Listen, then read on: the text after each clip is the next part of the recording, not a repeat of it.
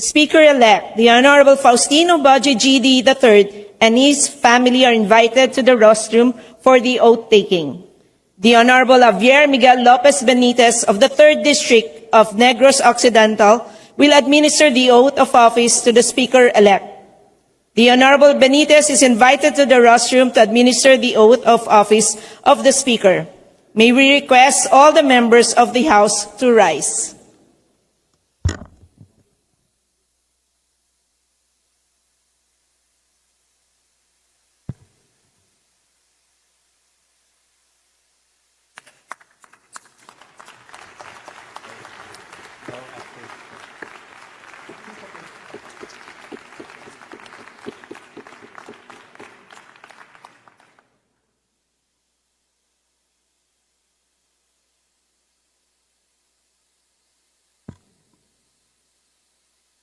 Please raise your right hand and repeat after me. I, Faustino Boji D. III of the, of the 6th District of Isabela, having been elected as Speaker of the House of Representatives, hereby solemnly swear that I will well and faithfully discharge to the best of my ability I will well and faithfully discharge to the best of my ability the duties of my present position and of all others I may hereafter hold under the Republic of the Philippines. the duties of my present position and all of our others may hereafter hold under the Republic of the Philippines. That I will support and defend the Constitution of the Philippines. I will defend, support the Constitution of the Philippines. That I will bear true faith and allegiance to the same. That I will bear true faith and allegiance to the same. And that I will obey the laws, legal orders, and decrees promulgated by the duly constituted authorities of the Republic of the Philippines. And that I will obey the laws, legal orders, and decrees promulgated by the duly constituted authorities of the Republic of the Philippines. And that I impose this obligation upon myself voluntarily, without mental reservation or purpose of evasion. And that I impose this obligation upon myself voluntarily, without mental reservation or purpose of evasion. So help me God. So help me God. Congratulations, Speaker.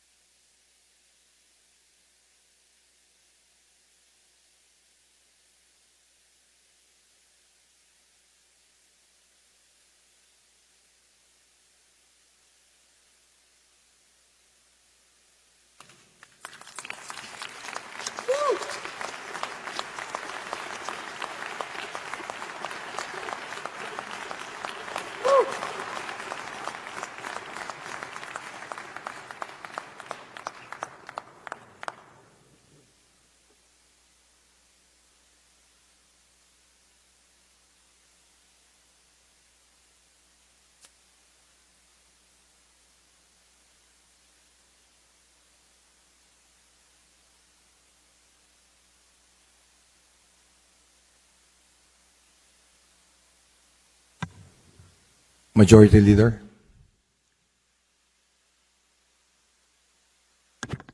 Ladies and gentlemen, the Speaker of the House of Representatives, Faustino Boji D. III, will now address the body.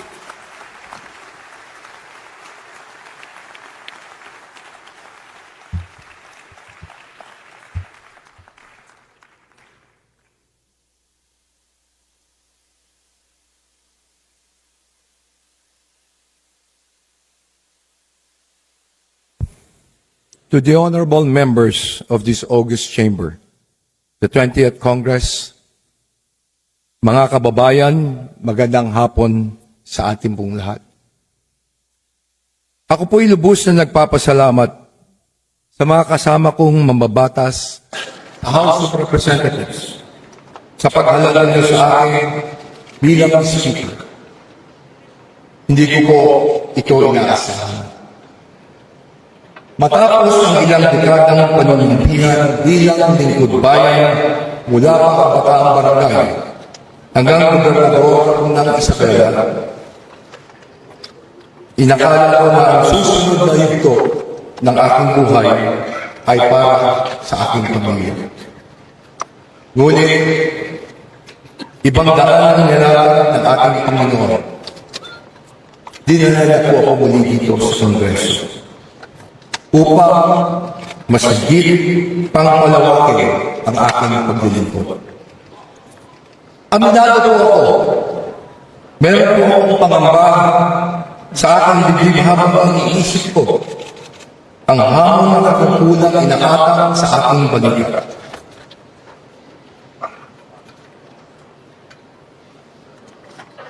Patid ko po na marami sa ating mga kababayan ang nasasaktan at nagagalit na dahil sa mga kasalukuyang kaganapan. Naiintindihan ko po kayo. Bilang anak ng lalawigan ng Isabela, alam ko po ang mga pagsubok na dala ng matinding bagyo, ang pagkasira ng mga bahay at buhay tuwing tumataas ang tubig baha. Sa ngalan nila, inaanggap ko ng buong kababang loob ang hamon ng pagiging Speaker of the House. Ako na ang unang magsasabi sa ating mga kababayan. Meron po kaming pagkukulang. Kami po ay nagpapakumbaba sa inyo. Nakikiusap po kami na sana bigyan niyo kami ng pagkakataong ituwid ang mga maling kalataran at linisin ang aming hanay. Nakikiusap po kami na bigyan niyo pa kami ng tsansang makuha muli ang inyong pong tiwala. Ako po ay kaisa ng ating mahal na Pangulo sa kanyang layunin na linisin ang pamahalaan upang tayo ay bumangon muli. Under my leadership, this House will change. I will not defend the guilty and I will not shield the corrupt.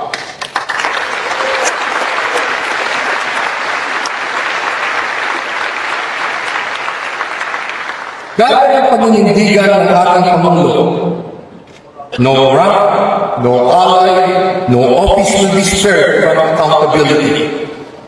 We must strengthen the Oversight Committee and fully cooperate with the Independent Commission of Infrastructure. Our duty is not to protect each other. Our duty is to protect the Filipino people.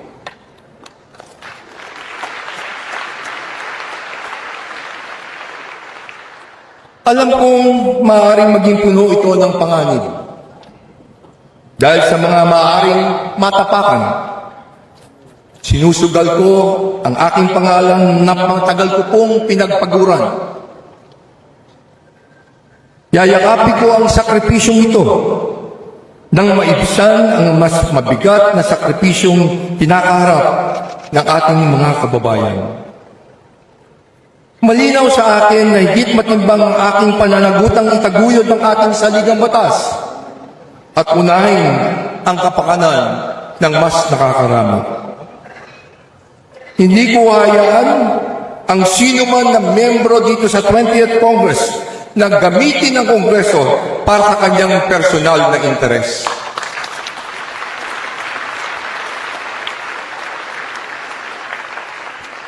Panahon na nang ituon natin ang ating paningin sa mga pangailangan ng ating mga kababayan. Sila ang rason kung bakit tayo naririto. Huwag sana po natin kalimutan yan. Sila ang unahin natin bago ang pangsariling kapakanan.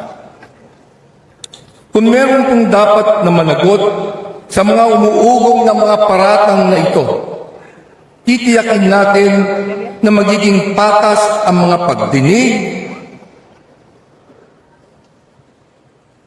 At kung meron mang mga pangalang nabanggit sa mga pagdinig na ito, may mga tamang forum para sila ay makapagpaliwanag.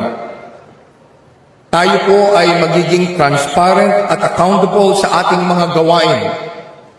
Kung kinakailangan, makapag-ugnayan sa mga naglalabas ng saloobin, ako po mismo ang haharap para makapag-usap.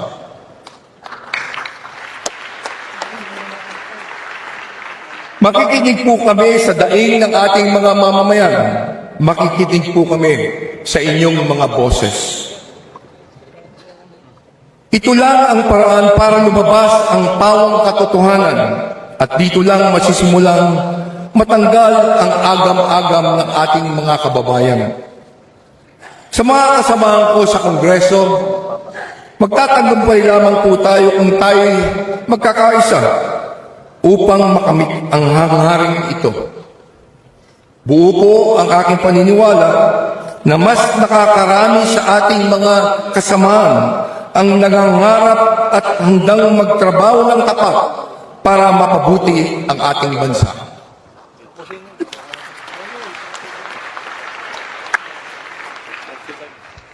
Hindi ko po magagawa itong na nag-iisa. Kailangan ko po kayo. Kailangan po natin ang bawat isa. Kaya kukunin ko itong pagkakataon na to na ipabot sa ang ating pong pasasalamat sa dating speaker sa kanyang bukas palad na pakikipagtulungan para maisakatuparan ang isang maayos na transisyon at natatanging hangarin na ito.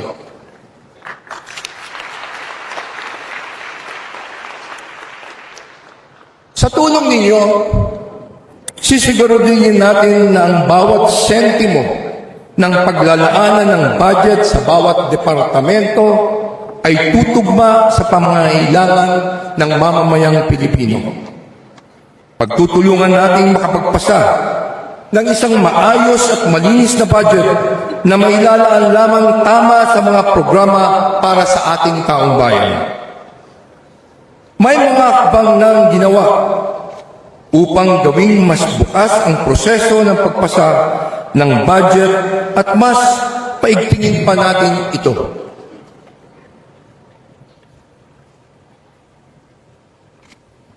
Ako po ay handang makinig sa iba't iba nating tinig upang higit ng makaunawa. Nakahanda po ang aking bisig na makipagtulungan kanino man alang-alang sa ating bansa. Mula noon hanggang ngayon, ako po ay walang pinipiling kulay. Lahat ay mahalaga. Lahat ay may maaaring maiambag upang magampanan ang ating mandato bilang kinatawan ng ating pong mga mamamayan. Sa ating pong mga kababayan, hinihiling ko po na magpatuloy tayong magmatsyag at magbantay. Tanging kayo lamang po ang makakapagsabi at makakapagpasya kung dapat bang ibigay ninyo muli ang tiwala sa amin.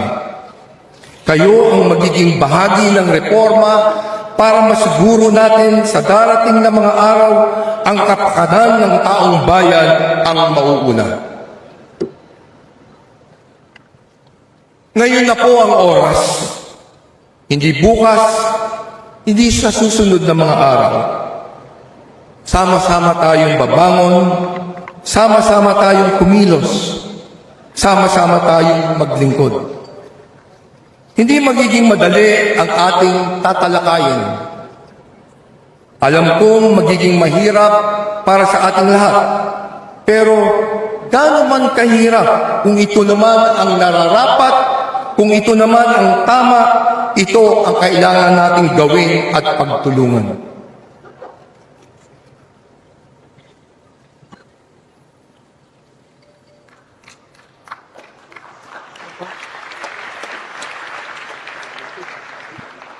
Sa bagong kongreso, ipaparamdam po natin ang tunay na malasakit.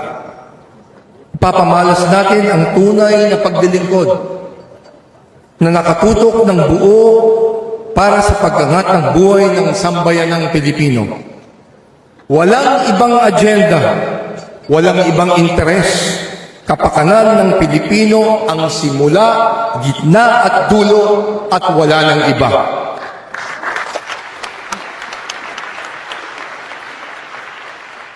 Sa lahat ng ito, hindi tayo hatulan sa ating mga salita, kundi sa ating mga gawa. Hindi tayo husgahan sa ating mga pangako, kundi sa ating pagtupad. Kaya hinahakayat ko ang bawat isa na sama-sama nating isulong ang isang bagong Pilipinas na matatag, marangal at nagkakaisa.